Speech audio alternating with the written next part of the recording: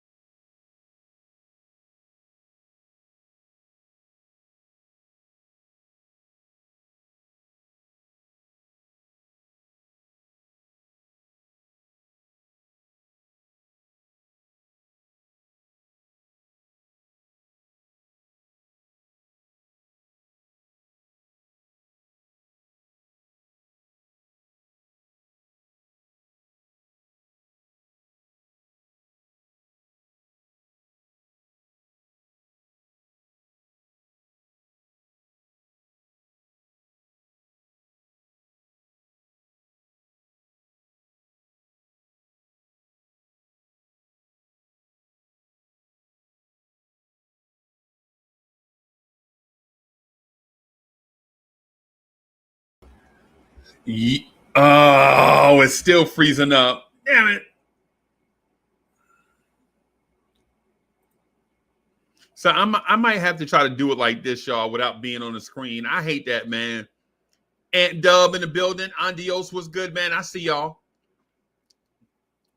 I'm not for sure why I'm having this tech difficulty, man. I might have to restart this thing or something. I got something going on, man.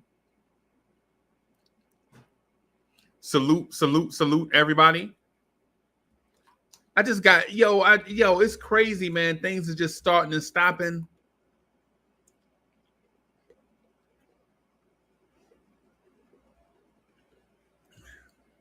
Salute. So I didn't get a chance to prepare a lot of stuff for the show. I didn't get a chance to prepare a lot of stuff for the show. Let me see if it's still freezing. Yeah.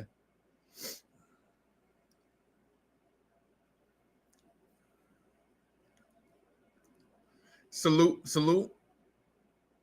So I didn't get the opportunity to prepare a lot of stuff for the show. And y'all, pardon me, man. I like being on camera. Y'all know I ain't ashamed to put my big fat face in the camera. But as soon as I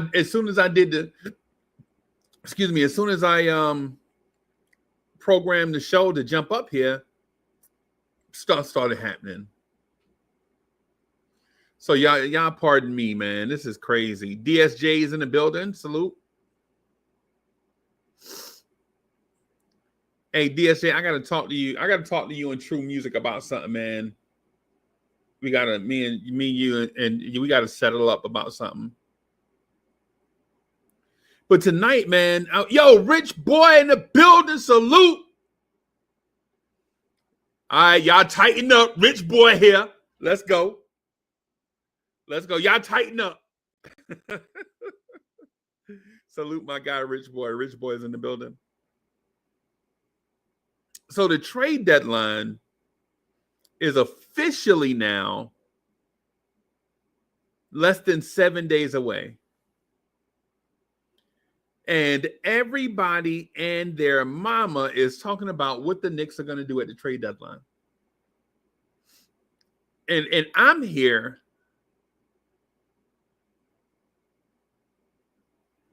to say that I don't know what the Knicks should do at the trade deadline. Now, I have a wish list,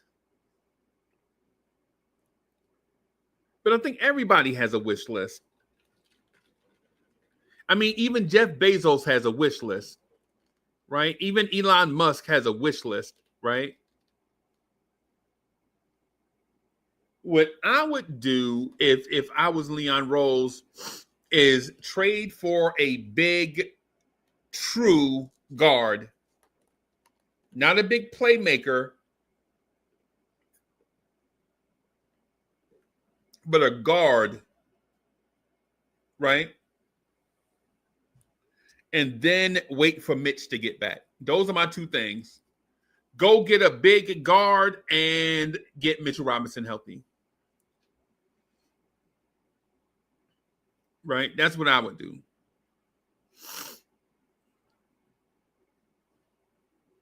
What would you do? What would you do? I spelled Knicks wrong, everybody. Let me see. Trade. Oh, wait a minute. Let me change it. Knicks trade deadline conversations.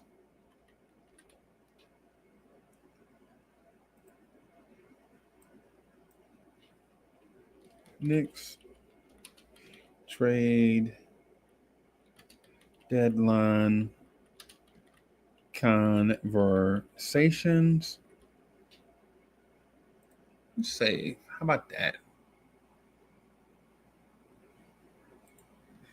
All right, Williams. Hey, I see you. Brandon Williams in the building. Salute. Yo, what are we going to call Brandon Williams, man?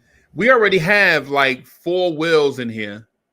So we can't call Brandon Williams Will. We got to call him something else. What are we going to call Brandon? Yeah! Brahim is in the building. Salute. Brahim, you know what? I ain't even going to front. I would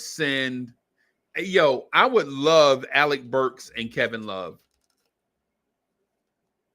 Brandon, okay. All right, Brandon, I got you. We got you. All right, Brandon, we got you. 10-4, roger that. Copy.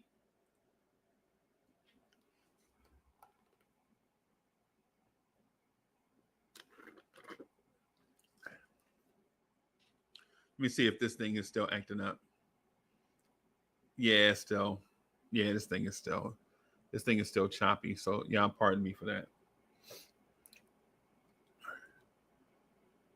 I think the Mitchell Robinson return, along with the progression of the kids, is probably enough. Now, if you ask me what I would win, if you ask me for my wish list, I would say a true guard that is 6'6" or taller. A true guard, right? Not like some 6'7" wing that can handle the ball. No. I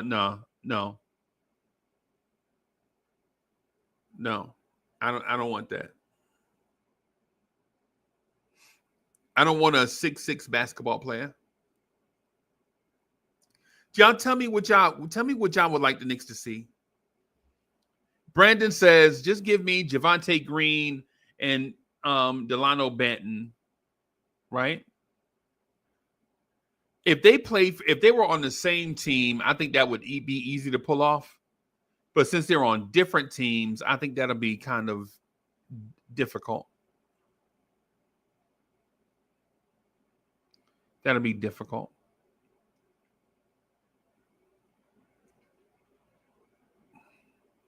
Right. Almighty Finesse is in the building. Yo.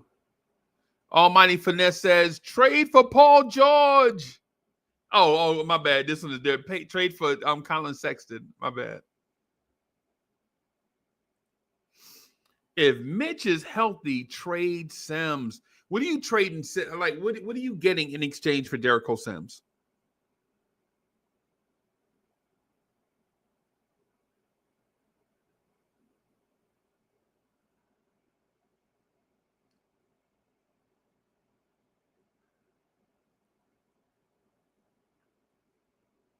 Tell me what you think.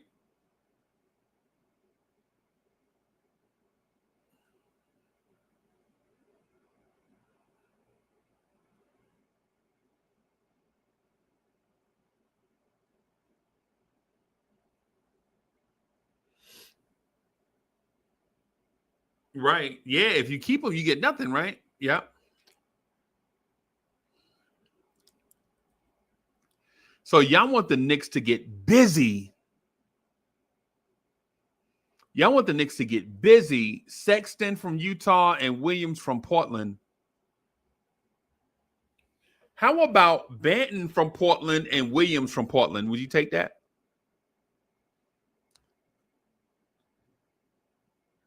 And I heard dude's name, Delano, are pretty boys anyway.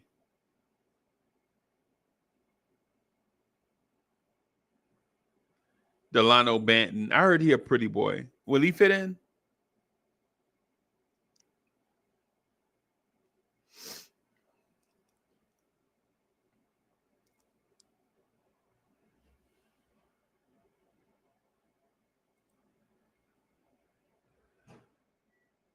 Brandon says plenty of big guards becoming free agents in the offseason. Right. I can see that.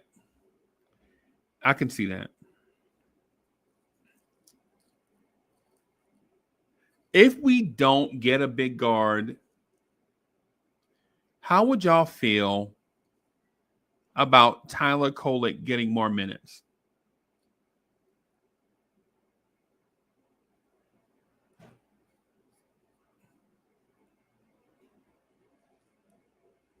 How do y'all feel about Tyler Kolek?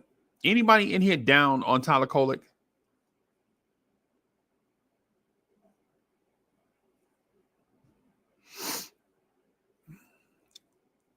Oh, all right. I see you.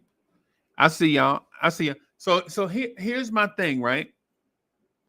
Are you looking to make these trade deadline trades for this playoff run, or are you looking to make the trades for the future? Ed winning in the building. Salute.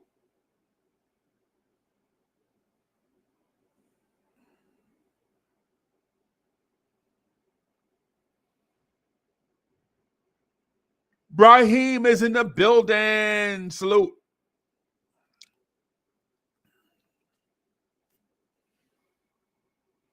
Yeah, man.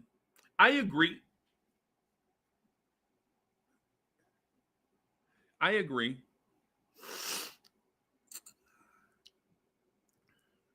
And so I have this thought on my mind, right? I was going to try to save it until next week. But I think I might just get in my bag right now. You know how sometimes you have a thought and you're like, yeah, I don't know if the time is right for that. You know how sometimes you think about something and you're like, I ain't going to say that, man, because people going to think I'm crazy.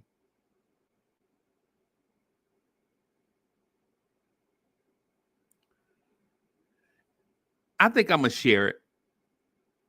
And y'all ain't going to judge me because y'all never do. So, and I like that. Y'all ain't going to judge me because y'all never do. And I appreciate that. Because all we doing is talking ball, talking Knicks. Right? Like, I'm not trying to be nobody's celebrity. And I'm not trying to hold y'all to no unreasonable standard. Just like be respectful of each other. That's all.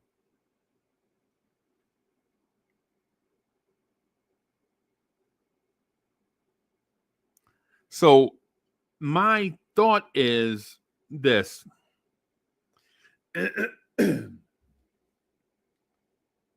If my thought is don't make a trade, but hear me out. Hear me out on this. Right? But before we jump to a conclusion, hear me out completely on it. Because I know we live in a soundbite era, right? I don't want this to be a soundbite. Right? I don't want this to be a soundbite.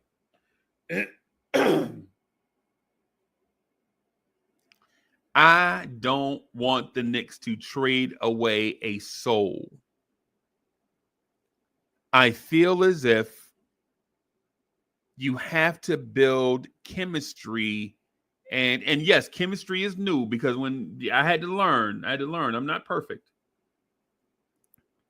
I feel as if we've already made so many trades that making more trades just pushes the chemistry, the development of chemistry further down the road. Fitzy is in the building. Salute.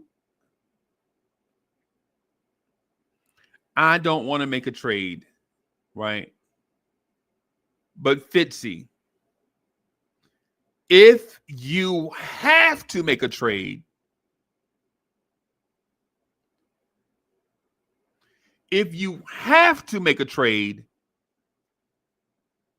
you better go all in. Right? If you have to make a trade, then you are sending a signal to the fans that this year is the year.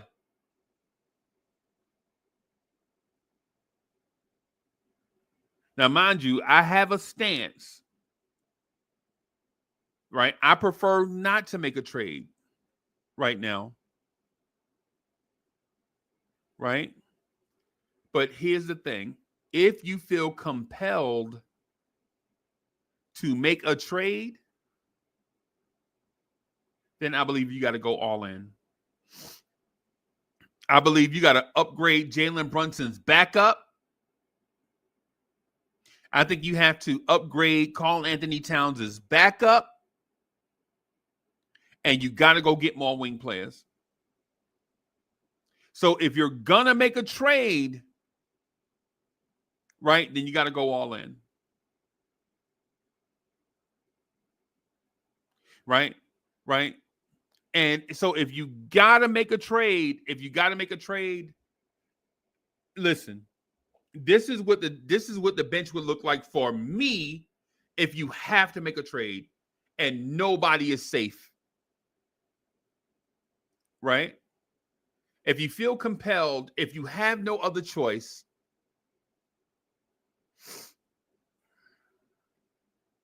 right? If you have to make a trade, if you have to go all in, if you have to make a trade, go all in. The first two dudes off my bench are Malcolm Brogdon and Walker Kessler. Sorry.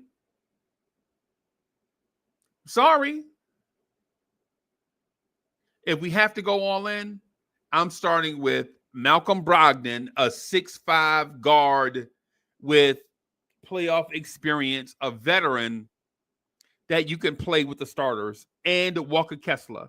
Now, I know that these two dudes are starters where they are right now.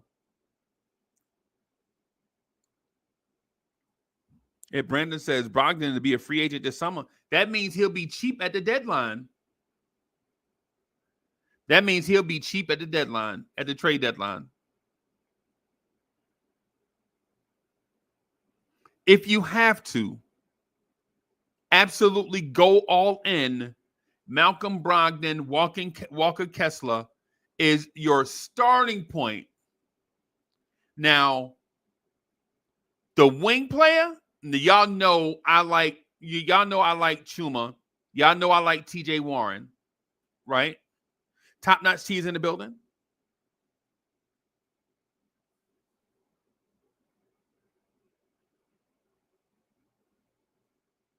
Y'all know I like Chuma. And I like Chuma since he was at Auburn. I saw him go down with the injury, and I was sad. When I saw him go down at Auburn, I was like, "Dag, man, that dude should have been a top 5 pick, top 10 pick." And now he got a knee injury. Athletes with knee injuries, bro, people don't take chances on them. I always felt Chuma should have been the next OG Anunoby. That's what I thought when I saw him at Auburn. I like Chuma. When we signed him, I was like, yeah, man, Chuma.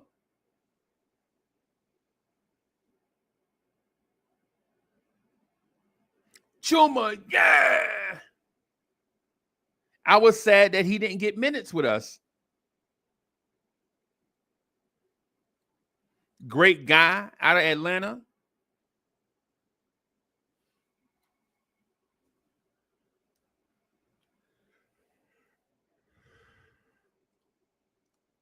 I like TJ Warren. Ever since the bubble, like I liked him before the bubble, but ever since the bubble, bro, I was like, man, you got to get this dude. Buckets. TJ Buckets. Right? If we call up Chuma, if we call up Lil OG, TJ Buckets, trade for Walker Kessler, trade for Malcolm Brogdon, I'm okay. I'm okay. Because the thing about Chuma and TJ is you know you're going to play them in small spurts, right?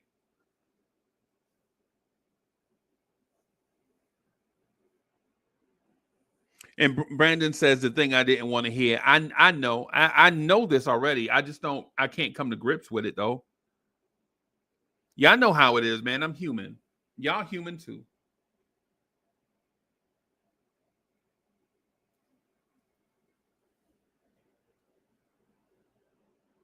Right?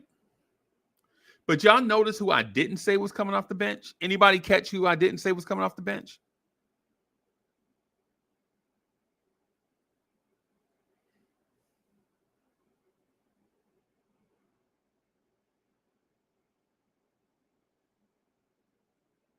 Dramatic pause. So I didn't mention Deuce, Cameron Payne, Landry Shamet. Yep, I didn't mention Dottier.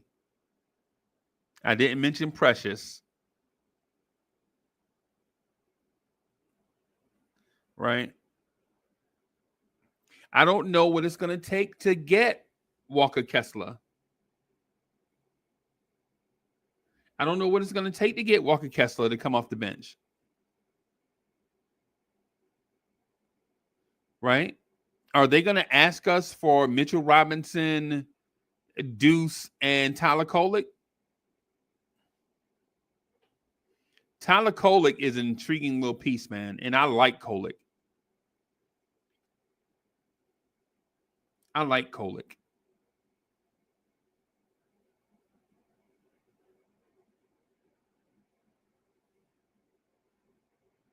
Yeah.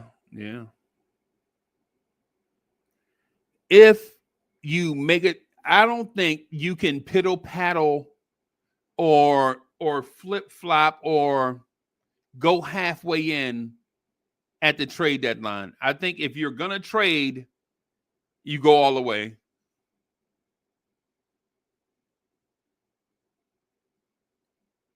Yeah. Top Notch T is asking me, is Kessler better than what Party could be? Yes, absolutely. Absolutely. Right? I like Huck Porty's talent, but he'll never be Walker Kessler. And I know you shouldn't say that. I know we should never say never, right? Never say never. But Walker Kessler is born with defensive instincts that you can't teach.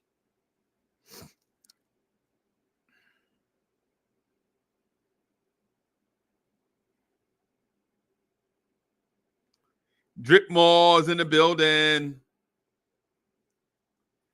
Hey, Dripmore. that dude that you're talking about, I was promising everybody that I wouldn't talk about him because I don't want him to be cursed. So I refer to him as he who should not be named.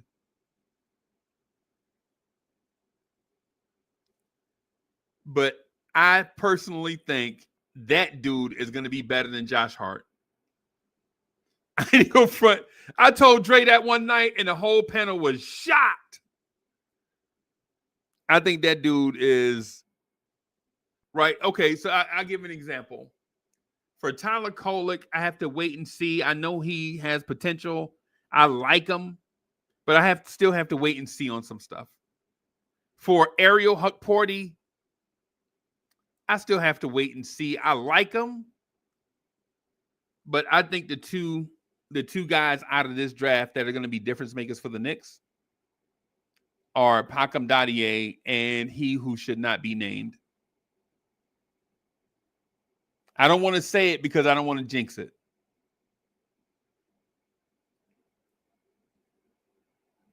Hey, and Top Notch T, he is super rusty right now. Mind you, he hadn't played basketball since February of last year. Whatever you're seeing right now, that's about 35% of what that man was about ready to do when he was leaving Kansas. Right? Whatever you're seeing, he's about 35% of what he could be doing for us. Because he's coming back off a devastating leg injury and he's been out for a year. So he's super rusty, timing off and everything.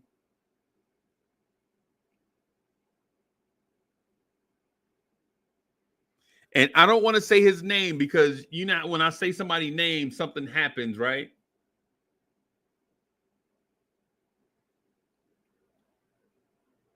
Let's just say, let me say this. I didn't want the Knicks to draft him in the first round. Y'all know I wanted Ryan Dunn and Pakam Dadier. I felt like that was the dynamic duo.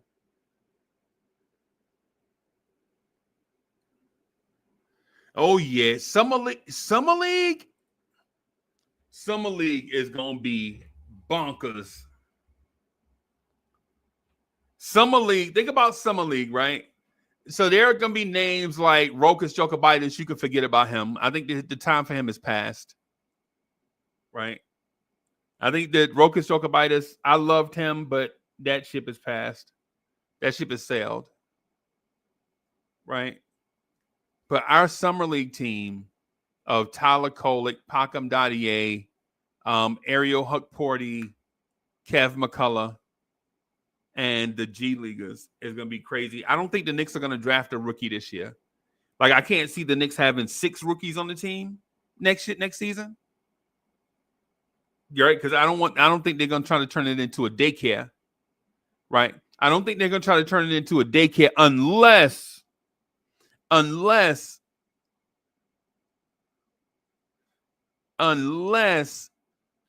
Tyler Kolek and Kev McCullough take huge steps forward.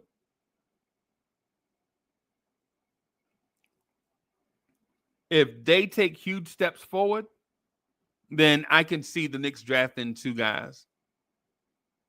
Right? Corey Lee in a place to be. Lee, I don't have a camera on, man, because for some reason it's doing me Jimmy Neutron. Not Jimmy Neutron. It's doing me what's the old Coca-Cola commercial with the dude in the TV? You remember the old TV commercial, the dude in the TV, he was all fidgety. Y'all remember that? Like he doing fidgety like this?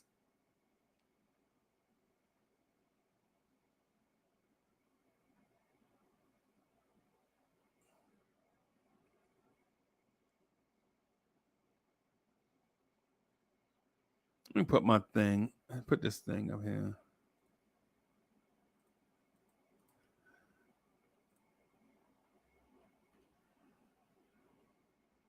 I'm going to put the link in the chat.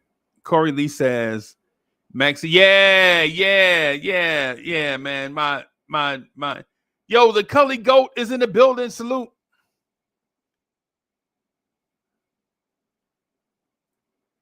Corey Lee is in the building. Salute. Peace up. Shout out to the chat. Of course, you know what I'm saying? Shout out my main man, Uncle Freezie. You know, nobody does it better than him. He's the chief rocker for a reason. The number one team, man. I'm tired, boss. I ain't lying to you. Yo, my behind's kicked too. I done been through a lot and learned a lot today. And I had to, you know what I'm saying, the hard way. But, you know what I'm saying, in God's will, it'll work itself out for me as well as my family. And I'm be going right in the right direction. Them. Absolutely. Yeah, man. The Cully Goat in the building. Straight out. Hey, yo, what Cully from? Cully from Yonkers? He's from Queens, ain't he? I No. believe he's from Queens. Cully ain't from the city. Who, Cully? Cully ain't from the city, man. You think Cully is from Queens? I'm just saying he gives that vibe. But you know, I could be wrong. You know what I'm saying? Ain't nothing wrong with being wrong.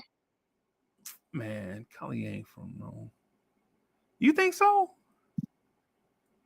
Like I said, he give off that vibe. I could be wrong.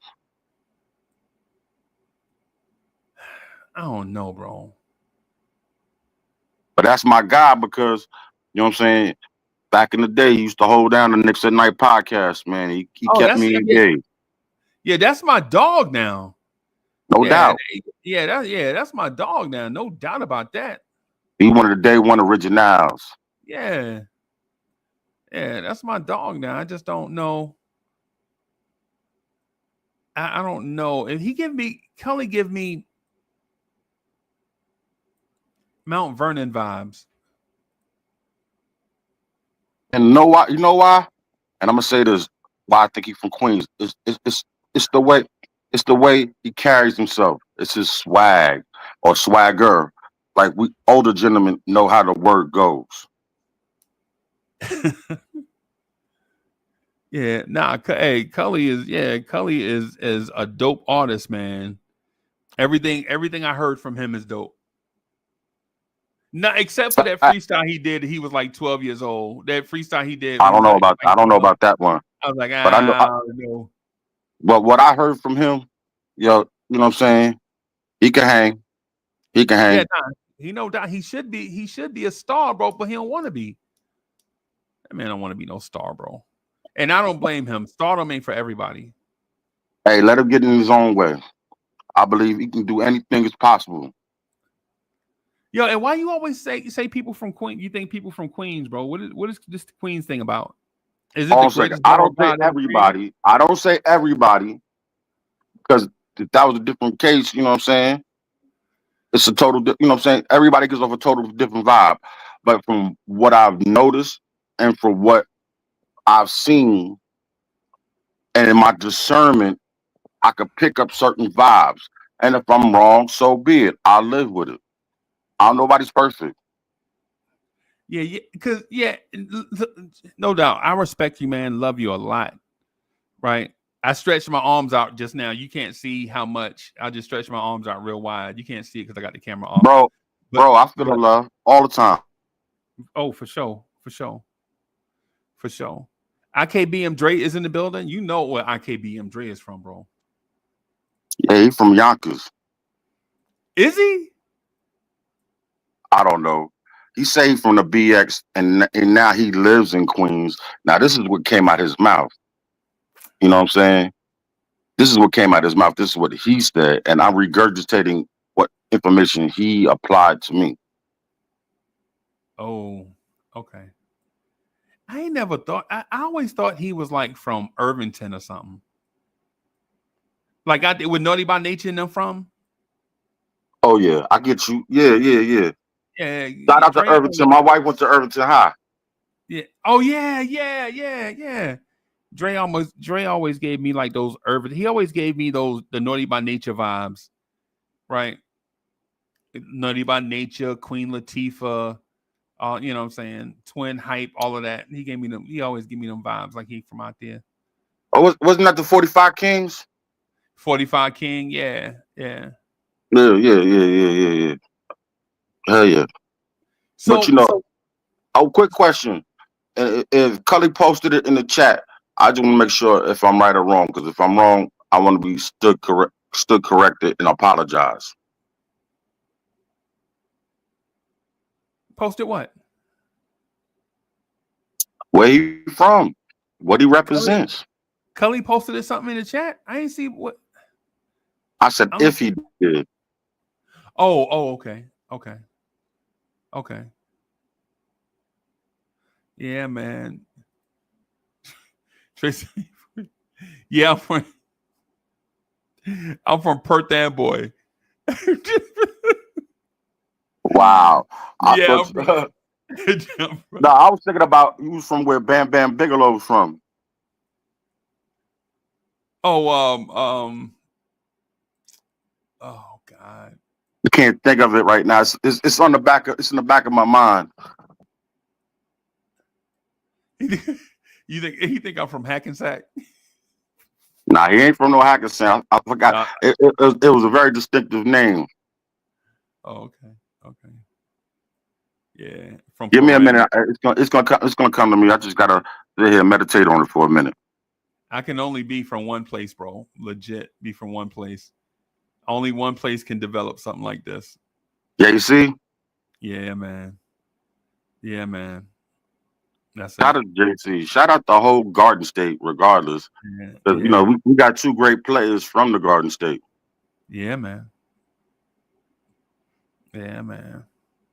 So here's the thing. Here's the thing I wanted to talk to you about, right? So is there a world where if we trade Mitchell Robinson or Precious Achua or Mitch, is there a world where a Knicks fan could be satisfied? Now, I asked that question, and I'm telling you right now, I don't want to see none of them traded. Agreed. I can agree upon that. But the one thing I had to learn in these past few years, and I'm not going to flex and lie to you, I was attached to several players. But I had to understand that they had to go for the betterment of the team and have to trust the man in charge. Now, do I agree with him? Should I agree with him personally? Probably not. But I have to rock with it because why? Because yeah, Asbury Park, thank you. Because he's trying to get us to a place that we haven't been in over 50 years. And I can't knock the hustle with that. I can. I'll be bitter. Especially of those three, I ain't even up front. Of those three, Precious is my favorite. Of those three. Now, I'm not saying that I don't love Mitch, right? I'm not saying that. So, chat, don't take it the wrong way. I love Mitch, right? But Precious is like my heartstring, bro. He undersized. He go out there and do everything that we want him to do, bro. And he's barely taller than OG Anunoby. Right? Barely taller than OG Anunoby, doing all that stuff that we want him to do. Facts, you know what I'm saying? I love his contribution. Matter of fact, I love all three of their contributions because what they don't give us maybe in points is what they give us in toughness, heart, Right. and the fact that they go out there and despite whatever the circumstances, they do whatever it takes to help our team win. So I'm with you with that. Right. Sherwin is in the building. Namar's in the building. Salute. Old head, what's good? I even like Jumpman, bro. I'm probably the only person that call him Jumpman. Facts, right. You are, but right. Facts, you are, and to some degree, I seen him step up his game. Like he's tried to step up his game, considering the situation he's in. And to be real with you,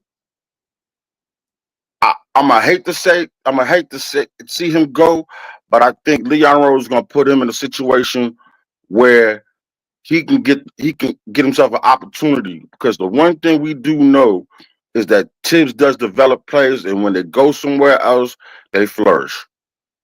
Right. Right. Sherwin says, he don't love Mitch. What is that? I don't understand what he's saying. I don't understand what Sherwin's saying about me talking about Mitch and love. Sherwin, don't do that, man. Just appreciate Mitchell Robinson for who he is, bro. Stop it. Yeah, I notice cats will do that a lot. Like, they legit will just. My thing has never that I dislike Mitch. My thing has always been cats talk about Mitchell Robinson like he the greatest center that has ever lived. And that frustrate me. It do. I ain't gonna front. I'll legit sit here and read the chat, and cats will be like, "Yo, I know we 32-16, but when Mitch get back, we gonna be undefeated." Like, say weird ass shit like that, bro. And you like, come on, dog. Really? I mean, Mitchell Robinson is a certain type player. Man, come on, dog. Just let Mitchell Robinson be Mitchell Robinson, right? Chances out here like, yo, when Mitch get back, he gonna come back with a crossover and a 3-pointer. You're like, come on, man, really? That Lee, would you tell him, is that not how I feel about Mitch? Like, I love Mitch. I just don't like all these things that they tie to Mitchell Robinson. Like, yo, man, you see how many points in the paint we be giving up, man? When Mitch get back, I'm like, bro, why can't y'all just appreciate the fact that the Knicks are 32-16? I'm gonna speak because I'm a Mitchell Robinson fan, and I'm a big supporter of his because I truly appreciate what he does, and to some degree, I kind of inferred that to out there, and to some degree, I had to reel it back. But I will say this: God willing, if he's still around and he's still healthy and he can make it through the rest of the season, I think his contribution will help us get to where we're trying to go.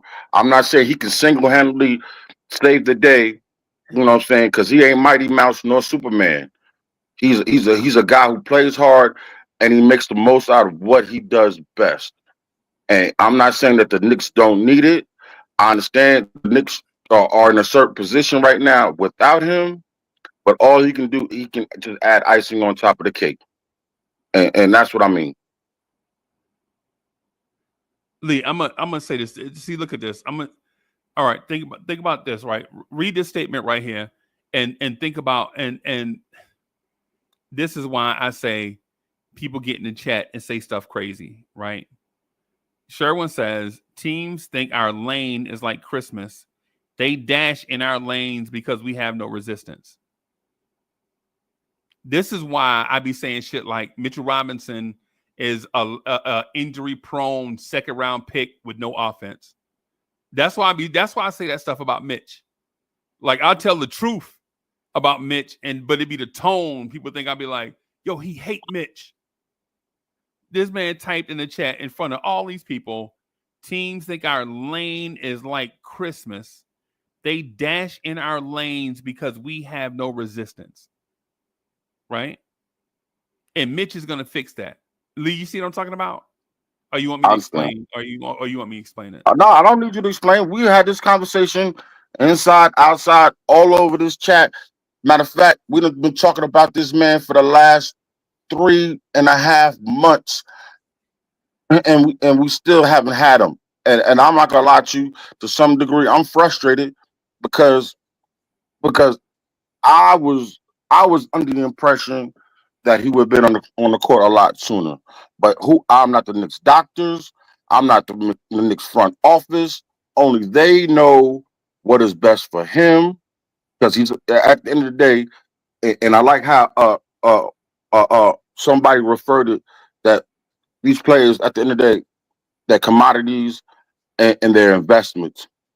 And their goal is to try to win championships, and we need to get the most out of them while we physically can and while they can be capable of being on the court. And that's the most important thing. And unfortunately, my guy ain't on the court to defend himself and to prove whatever we as Knicks fans see. We all know his potential. We know his capabilities. We've seen him do things, and we've seen him do some bad things. We see him get hurt. A Hold on a smart, second. I'm not done, Freezie. not a smart person said that when you injured, you got to play through it. I heard a smart person say that, bro. Bro, I'm gonna tell you something like that. And he tried that, and unfortunately, another player, you know what I'm saying, assisted him to where he's at right now. And I'm So not gonna mention no names. I'm not gonna point no fingers. I'm not gonna make that an excuse. I'm just gonna say that's what happened. And I'm not saying that's the reason why he's not back. I'm not saying he's not back here. He's not back here because he's not healed. Period. And that's the cut and dry of it all. bro, He's not healthy right now. when And he get back St. Patrick's weekend, we gonna see. People gonna have to be quiet when Mitch get back St. Patrick's Day week because you can't talk trash about him, no, because he'll be here. hopefully, that's all I can say. Hopefully he'll be back sooner. We truly don't know the timeline. We don't know if we're getting faked out. We don't know the true extent of what he's going through and what he had to go through.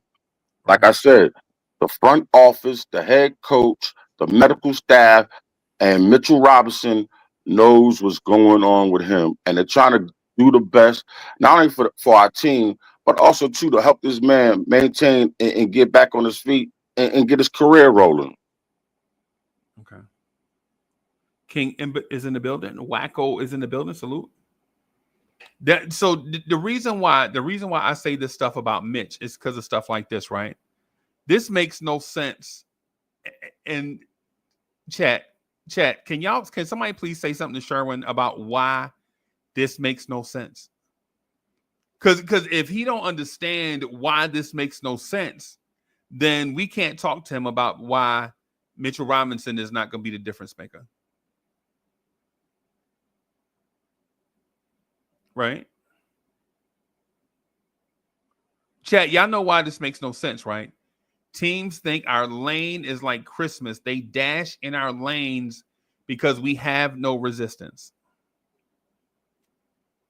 That makes, Sherwin, come on, dog. That don't make sense. Yeah, he don't understand what I'm talking about.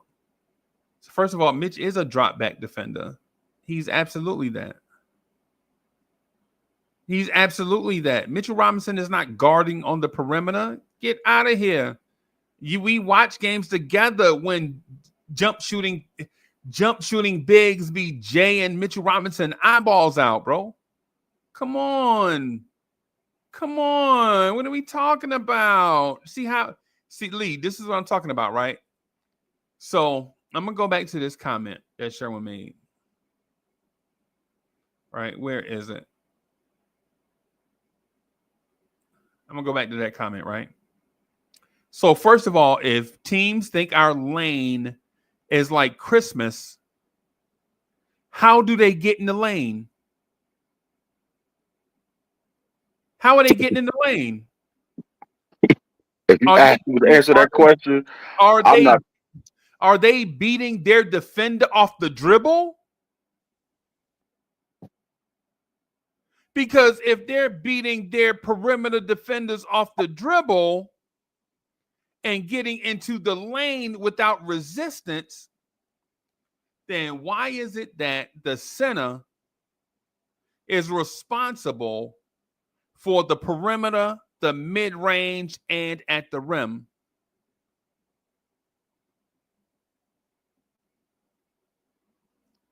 That's a great question to some degree. Yeah, I don't understand it. This is like the basketball part of it. If our perimeter defense is getting beat off the dribble, why are we talking about the center? Shouldn't we be talking about the first line of defense? The guards and the wing players. Yeah, what are we talking about? And then on top of that, if you have Josh Hart, Mikal Bridges, and OG Anunoby out there on the floor defending, then either what Sherwin is talking about is false, or there's another defender on the floor that we should be talking about that person's defense.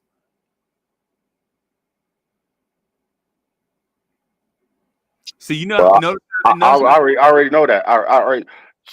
People are not, how do you say it? They're not criticizing a certain person because they have a certain bias for them because they provide something else.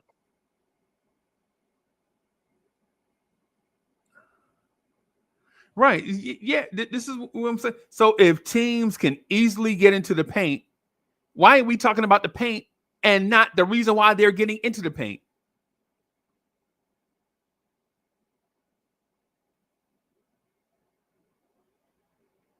These are the type, these are the things, yeah. And this is it to come at Sherwin because there's four other players on the court besides the center, and they have responsibilities to to uh to keep it from getting to him, to the center. Period. Whoever's in the middle, because at the end of the day, the center's the last line of defense. Because we're right. Sherwin asking me if I understand pick and roll defense. Yo, it's bonkers, bro.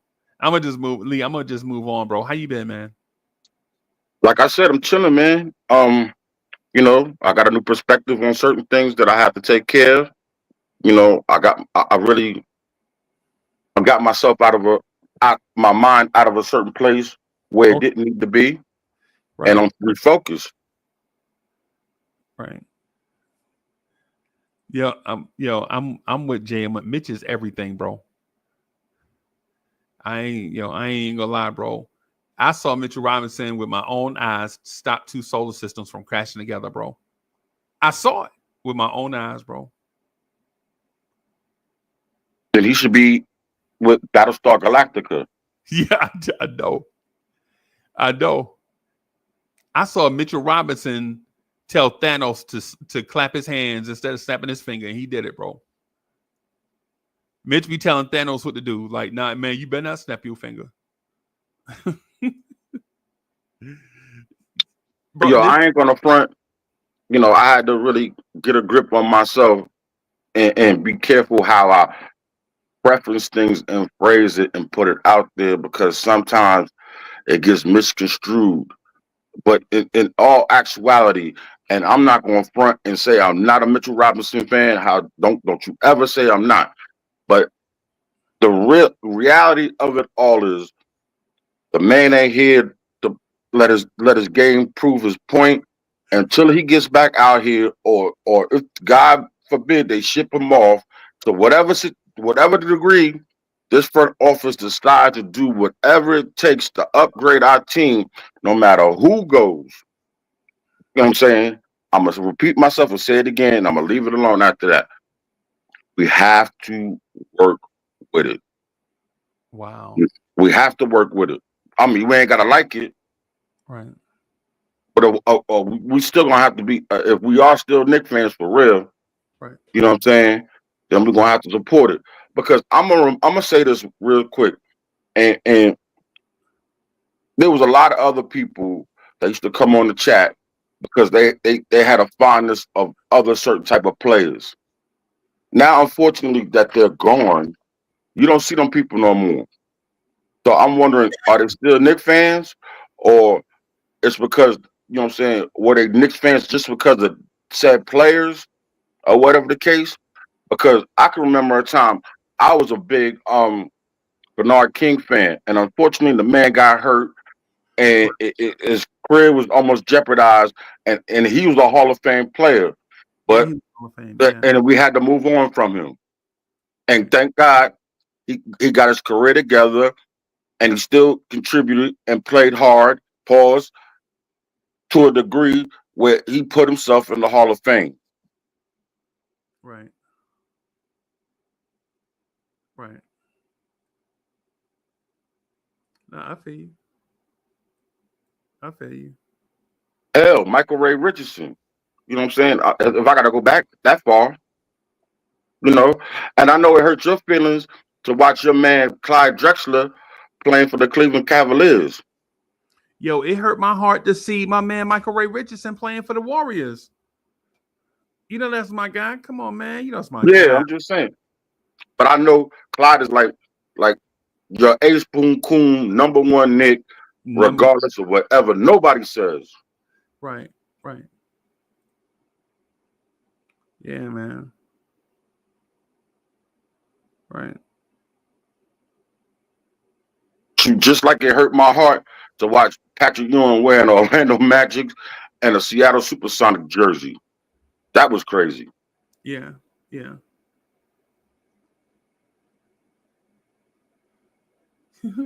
Yo, salute to my guy Cully. Yeah, I keep putting the link out there every time Cully come through because I be hoping he jump on, but he don't. I must have did something to Cully, bro. Maybe that man, you know what I'm saying? Sometimes it's better not to engage. Yeah, sometimes, man. They say, man, if you love something, let it go. Fritz Alcindor is in the building. Salute. Hey, what's up? My guy, man. My guy. Yo, Freezie, you know, when he over there with his peoples, you know what I'm saying? He act like he don't know us no more. Who talking about Cully? No, I'm talking about, you know what I'm saying?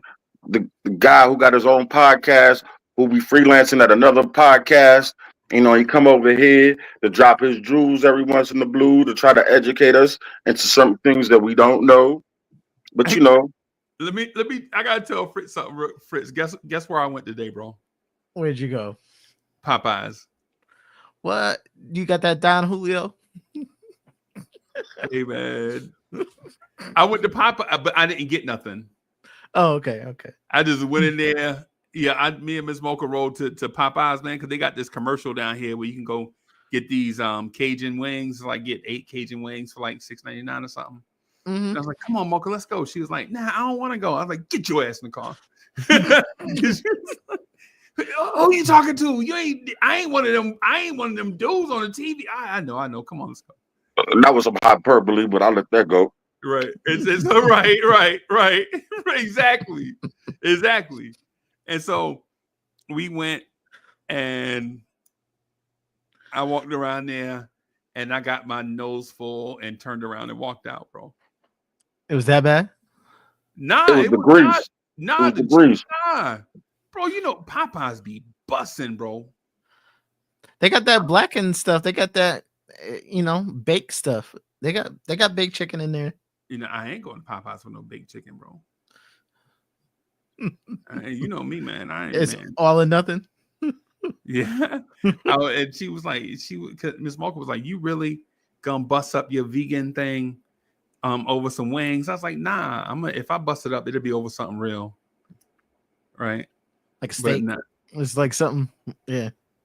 I'm trying to do my thing, bro. You gonna go from being a vegan to a pescatarian?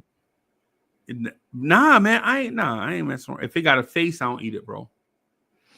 I know some people love eating stuff with faces on it, bro. If it got a face, yo, I'm just teasing, but I know, from what you told me, you gonna get down for some chili cheese Fritos. I can't because they got the chili cheese Fritos are not vegan. I can't, bro. The only thing. Oh, so anything. Okay. No, I don't mess with it. If it's not vegan, bro, I don't eat it, bro. I don't mess with it. Period. You go to those like special vegan spots. Yeah, they have some down here. We got jackfruit and all that stuff. Nah, I don't eat.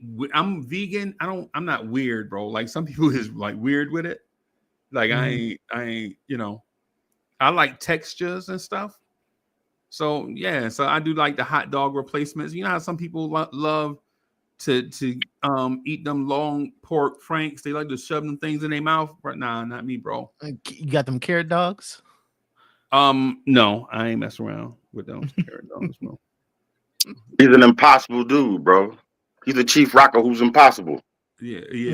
Lee, no pun intended, right? Now I feel you. See how Lee snuck that in there? Yep. See, Lee think he funny, bro. Lee, that was cute.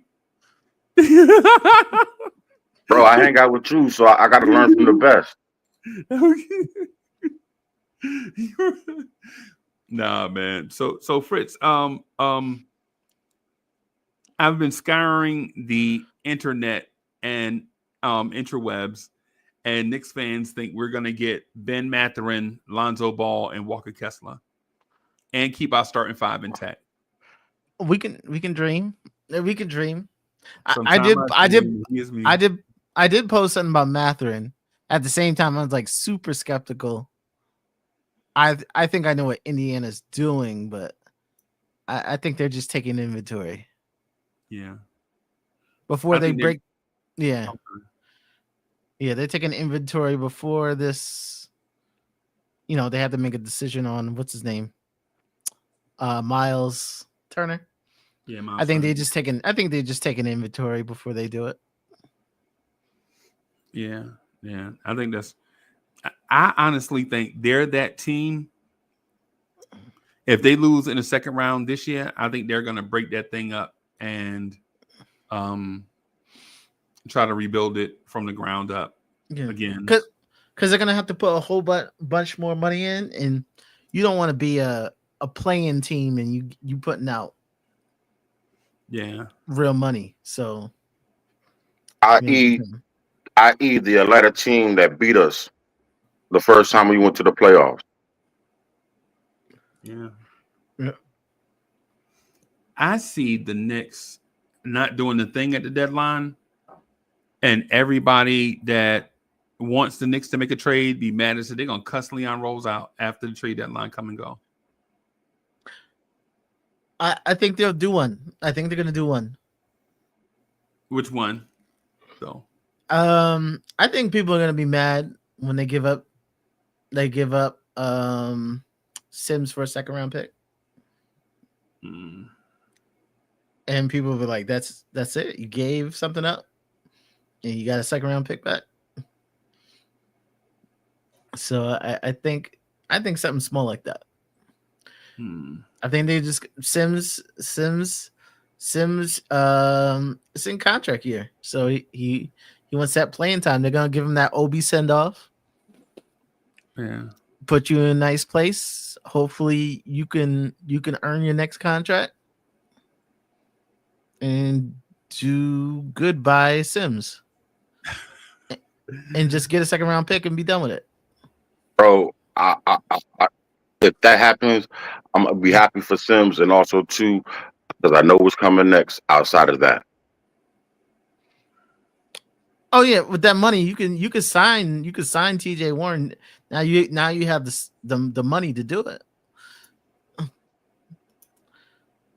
What do you want them to do?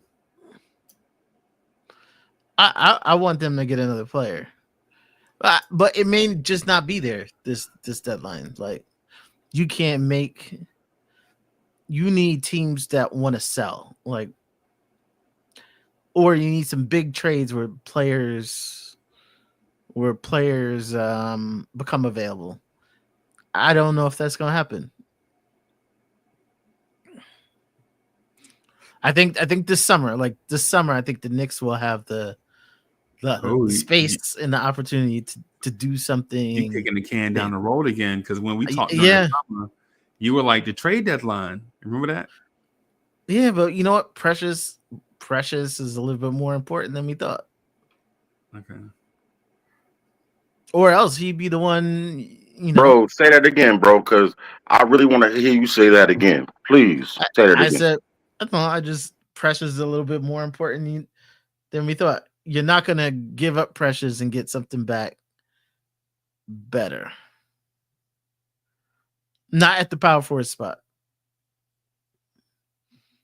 Like, power forward, this is like nobody available at power forward. So I think you gotta keep Mitch there. You may lose him this summer, but you gotta keep him at Mitch at power forward. No, it's Precious. You meant Precious. You said Mitch, but you meant Precious. I meant Precious. I said you got to keep Precious there. Yeah, because there's no replacement. Okay. The Mitch thing, I'm not. I Did you listen in earlier when we had that whole discussion on that on our channel? I was away. You know, if I wasn't out, Okay. I would have listened. Okay. But when it comes to Mitch, they say they're shopping him, and the things they said the last couple of days made me curious because they said that he's running and jumping, and that's not good. That's nowhere. That is nowhere. That man ain't coming back until St. Patrick's Day, bro. Yeah, that's nowhere. And you know how Leon don't like questions. He don't like questionable situations. Randall declined his deal. It became questionable. Oh, you're out of here. Exactly. Quentin Grimes ain't shooting. We need you to shoot. Nah, I can't wait on you. You're out of here. RJ IQ questionable. Out of here. I don't think it's Leon, bro. I think it's two people in the Knicks front office. This is where I think that the conversations sometimes gets a little saturated when it should be effervescent. Right? Like legit things get saturated and thick like gravy when it should be effervescent, right? I don't think Leon Rose is calling the shot at all. Not basketball shots. I think the two people calling the shots are Worldwide West and Gerson Rosas. And they are going to pitch an idea to Leon Rose and get the okay from Leon Rose to pull the trigger. Yeah, very well could. Right. Because Leon doesn't make the calls. We know Leon doesn't make the calls. Right. Yeah. Like he doesn't literally call other GMs. Or team presidents. Yeah. Yeah. Rosas is the person they bought. That is the person they have to actually make the calls. The basketball mind, the true NBA mind is Gerson Rosas. Right. All the other dudes are good with the calculator. They slick with the mouth, you know what I'm saying? Relationships and all of that. But when it comes to like basketball stuff, they had to have a basketball person in there. Right. And Gerson Rosas to me is filling that role. Right. Like Prezi say, he makes the final call is what I think. And right. And so I think he made the final call for Cat, OG, and Bridges, right? Brunson. Right. But when it comes to like these filler moves, I don't think that man he ain't thought about the trade deadline, bro. Or he's probably thinking about it, but he's not thinking about it heavy like that. Who are you talking about, Leon? Yeah. Because I don't think there is what move out there is big enough for a team president to lose sleep over for the Knicks. Just seeing if Mitch is healthy. You have to have the contingency. But you have to do that every day, though, right, Fritz? Don't you? Yeah. It's like it's pretty much just waiting and seeing if he hits the benchmark. Good. If he doesn't hit the benchmark, then they have a plan B. I don't think this is Lee. Is this about Mitch? No, if Mitch isn't going to be available, you have to have. Doesn't mean you trade him, but you have to have something. You have to have something in the works. For what? So I'm like, for instance, like what's the move? What's the move out there that we have to do? There's nothing we have to do. Okay, so then why do we have to do these things if there's nothing that we have to do? Is what I'm asking. No, you always got to try to improve your team at all times. You're talking about due diligence. Due diligence. All right. The due diligence part, like I can understand that. Like, do your due diligence. I don't see the Knicks existing in a world where they feel like they have to make a certain move, right? Or I don't because Mitchell Robinson is polarizing, right? So what if you trade Precious To thinking that fans, Mitch can be healthy? polarizing. To fans, he's polarizing. It was clear that they wanted to trade him this summer. That wasn't hazy at all. Oh, well, he's gone then. No, but he's hurt. His value isn't the same. If you give me full value for you give me full value and I can extract what I want, okay, we could do the trade. But you have to have something to extract, and you have to have someone willing to give you full value. What's full value for Mitch?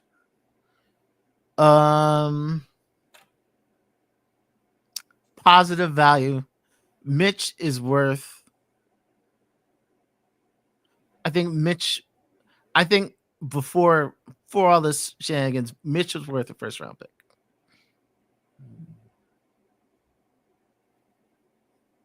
Mitch was before all this injury stuff. Mitch was worth a first round pick.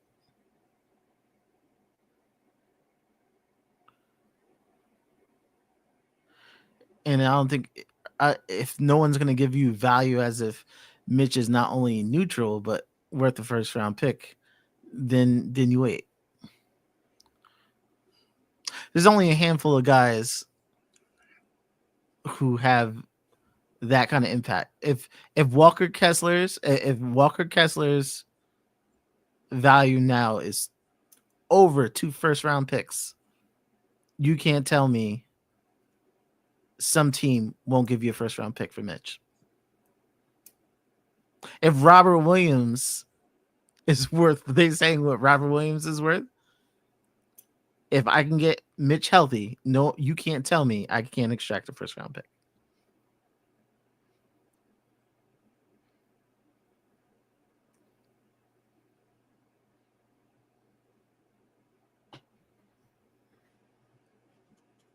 I don't know. Knicks economy, NBA economy, right here in your face.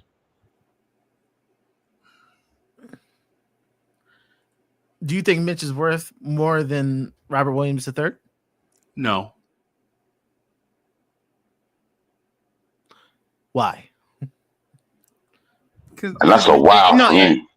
And no, if I say if Mitch is, you get Mitch healthy, you don't think he's worth more than Robert Williams III?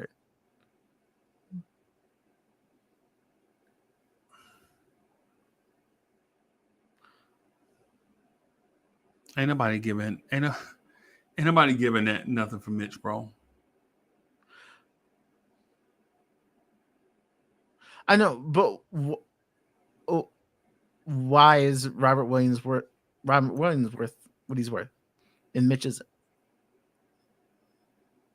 You mean what do you mean on the trade market in fantasy basketball? No, trade market. Let me ask this: who's got the best defense in the NBA right now? Team. OKC. I thought it was Memphis. No, it's not Memphis.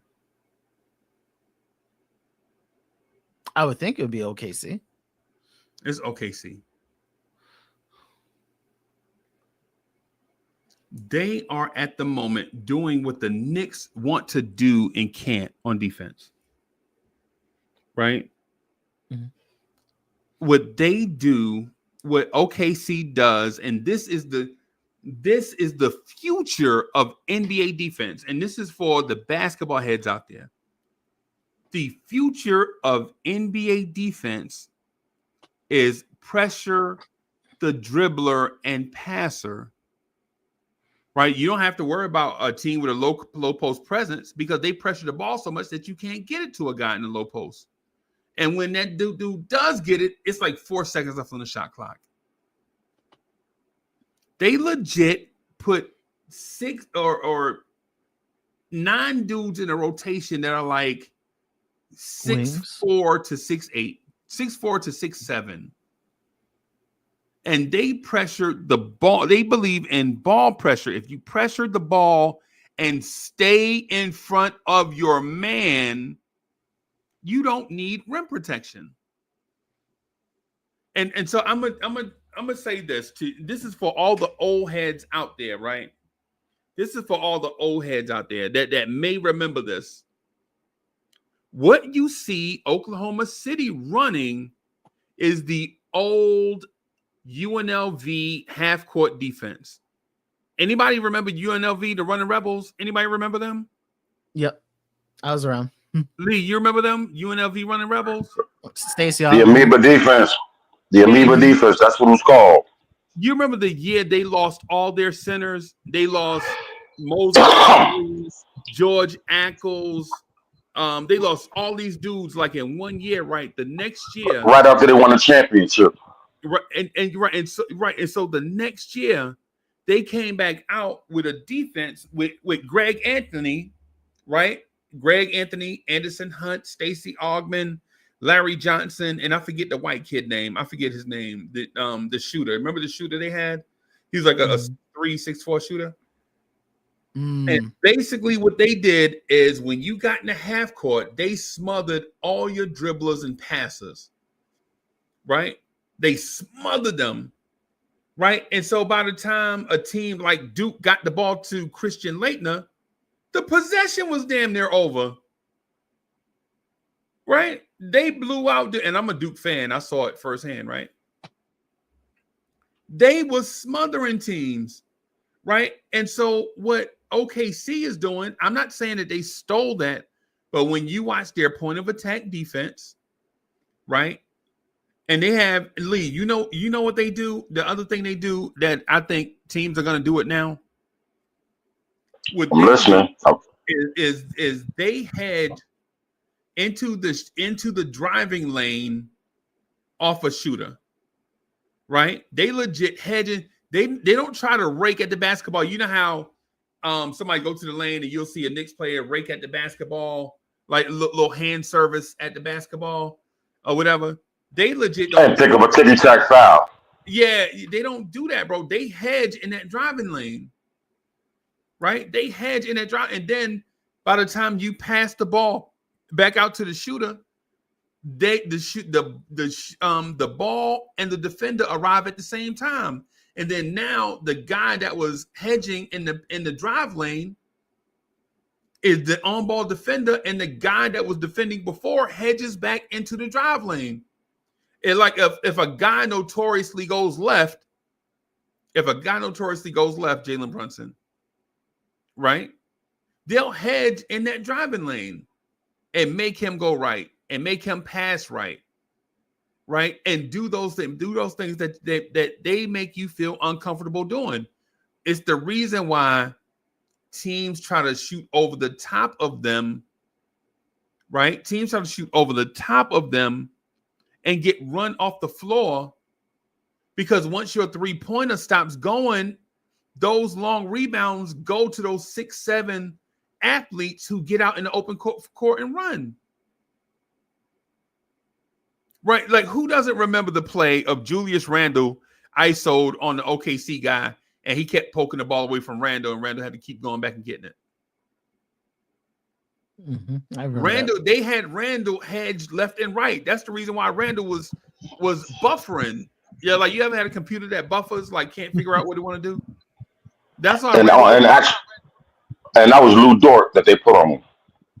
Right, because Randle wants to go left, they got a dude in the left driving lane, hedged.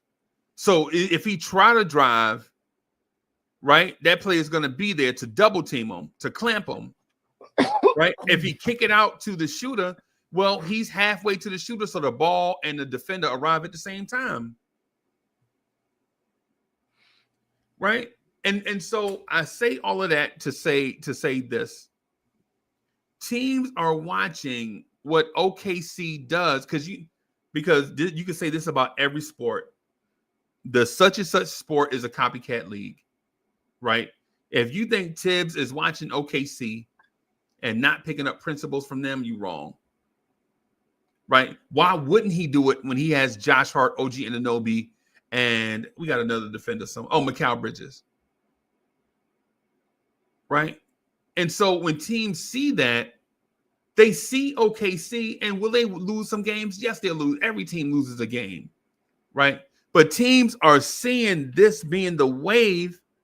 Right, and it's all over the internet for people that for like the heads that like the NBA basketball, like what teams are doing, what sets they're running, what defenses they're running, right? It's all over YouTube. It's all over YouTube. For the ones that really enjoy like the nuance of basketball, it's all over YouTube, bro. All over YouTube. For just those that enjoy that type of stuff, right? OKC is doing this. The Knicks did it against the Knicks did it against Sacramento because they knew De'Aaron Fox's hand was hurt. And so they did a lot of the same thing, put pressure on the ball handler, make somebody else do it, force them to dribble with, with their odd hand, make them make passes at weird angles that they're not used to. And all you saw was the ball just going in 1,000 different directions, right? But the Knicks don't have all the pieces to do it yet, right? Most teams don't, right? Most teams don't have a Case and Wallace and a Lou Dort at the same time, right? Most teams don't have that, like on-ball defense that way, where when Lou Dort sit, Case and Wallace can come in and you legit have 48 minutes of intense on-ball pressure, right? Most teams don't have that, right? And in this world, this environment that we live in, we're legit like, nah, man, OKC will give us a first-round pick for Mitchell Robinson. No, they not. OKC is not going to give us a first-round pick. OKC is not giving us a second-round pick for Mitchell Robinson, bro. Oh, it didn't have to be OKC. No, I'm just saying in general. No, but I said first round pick value. Yeah. So in the trade, you know, if you had a neutral asset, if they had a neutral asset, they would ask you for. No, they ain't. Fritz, I promise you, bro.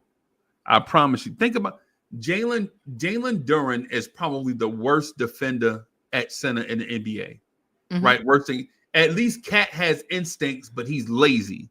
Jalen Duren does not have defensive instincts, right? He's a rebounder. He play hard, right? Now, I'm not knocking. He play hard. He hustle. He do all that stuff, right? But look at their defense despite having Jalen Duren. Right? I mean, they smother. Think about the Houston Rockets defense with Alperen Sengun. Lee, look at the Houston Rockets defense with Alperen Sengun in it. They smother people, bro. That's the new thing, bro. Bro, if your center is not an offensive juggernaut, he's a school teacher. If you don't have Jokic, then your 7-footer is valet at the hotel, bro. Like, damn, that's a tall ass valet right there. I wonder how they found a vest to fit him. Bro, legit, that's bro, you wild, bro, but I get it. That's what team, man, the Clippers have been doing it for years. The Clippers have been trying to do it for years. They just couldn't stay healthy. This is the new thing, and that's why the Knicks went out and got OG and Mikal Bridges, right? Because if they just needed good players, they would have just went out and got good players. They needed dudes to fit this new model. And when I talk to people about this, it's just I feel like the person. I feel like I'm talking to the person in 2010 that don't believe in 3-point shooting. Man, I ain't paying no 3-point shooter no $7 million a year to shoot threes. Hell no. I need me a big man that block shots and rebound. I'm gonna give him $40 million a year. Nah. And from what you and also Dre and also Mr. Fritz up here, you saying that the game is evolving into a whole different way of being played, bro. So yeah, that's what I'm telling you. The Celtics made the finals without Kristaps Porzingis, And for people, and so Kristaps Porzingis missed 35 games last year, right? They missed 30. He missed 35 games last year. You know what their record was when he was out? 29-6. They were 29-6 without Kristaps Porzingis. Bro, And basically, you're saying they have not skipped the beat. Bro, right. And then think about it. He's back now and healthy, right? He's back now healthy, and look at him.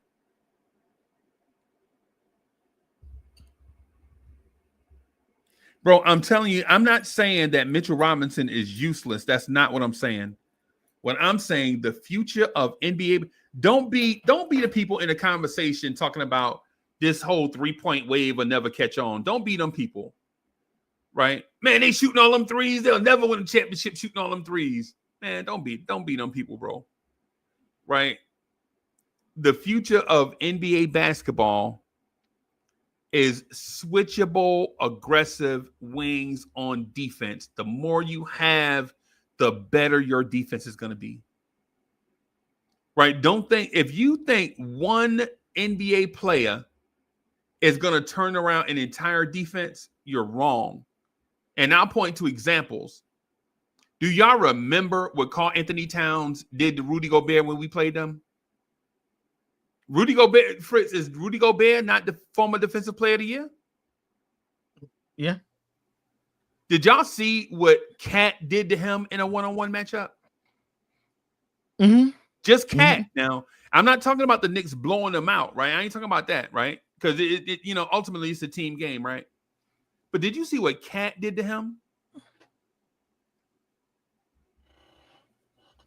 Yeah. Matter of fact, I think I'm gonna pull up the number. I can't remember what the number. Do y'all remember what Bam Adebayo is all NBA defense, right? He was all NBA defense, right? Yeah. Did y'all see what Cat did to him, Lee? Clearly, yes, sir. Bro, the future of NBA defense is Kev McCullough, Pacom Dadier type players, bro. The more agile 6'7", 6'8", 6'9" wings that you get, that you can have that smothers an area and switch. That's what teams covet right now, bro. That's the way, because if you're telling me we're going to put Mitchell Robinson out there, get a young player and 2 first-round picks, bro, y'all in 2008. I ain't say that. No, I'm not saying you said that, Fritz. But yeah, I just want value back. Bro, the way, Fritz, the wave is, bro, have y'all not seen how these teams are drafting? Hey, Lee, you seen the draft the last 3 years? Teams are not going. Yes, sir. I want I want a big tree in the middle. Nah, bro.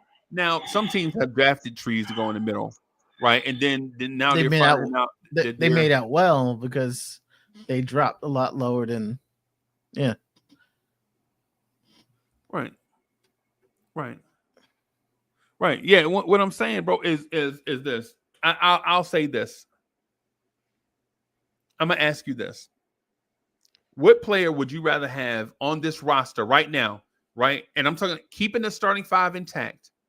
Mm-hmm. What player would you rather have right now, Mitchell Robinson or Trey Murphy III? And if you even thought about Trey Murphy III, you agree with me. You already know. You already know. Right? Think about it. I'm not trying to keep Mitch. I'm not trying to keep Mitch. I'm not. Oh, you a Mitch hater? I'm not a Mitch hater. I'm just.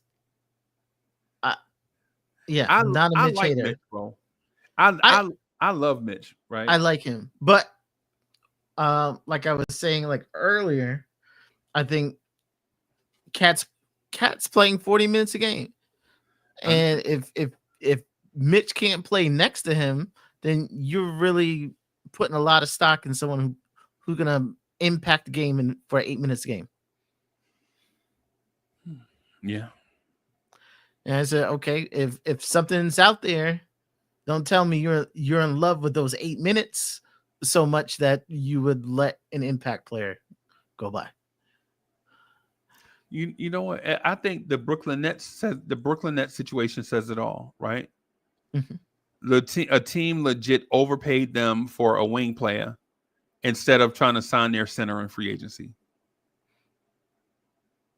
Both players were available, right? Mm-hmm. And the Knicks traded for their wing player instead of their center. I mean, I think it says so. It's Cat's position. It's Cat's position. You just need to get someone who just holds the fort behind him. You don't need anything too special. You don't need anything too special. You're just looking for someone for the impact for those 8 minutes. Right. And Mitch is kind of overkill right now. I the only reason you hold on to Mitch is that other teams just don't value him. Or you could say he's a good player. I think he's a good player. I think he's a good player, but if you're only playing him 8 minutes, it doesn't make sense to keep him here At that dollar amount. At that dollar amount, and if he's not going to impact the game, right? He's not going to if he's going to only impact the game 8 minutes. I'd rather get a wing who can impact the game 25 minutes and keep our other important wings fresh for the whole game. Okay. All right, bro. I'm not knocking Mitch, right? But have y'all noticed over the past few years, cats like Andre Drummond is only getting backup money? Yeah. Have y'all noticed Dwight Howard has to play overseas? Mm-hmm. There is rhyme and reason to it, right? There's rhyme and reason to it. Teams have been trying to get here forever, but you can't have an idea and then implement it day one. You have to have an idea and then build towards that idea coming to fruition. Mm-hmm. Right. Yeah. Yeah, man. What do you think about the Lakers Saturday night? Oh, AD is out. I think Yeah.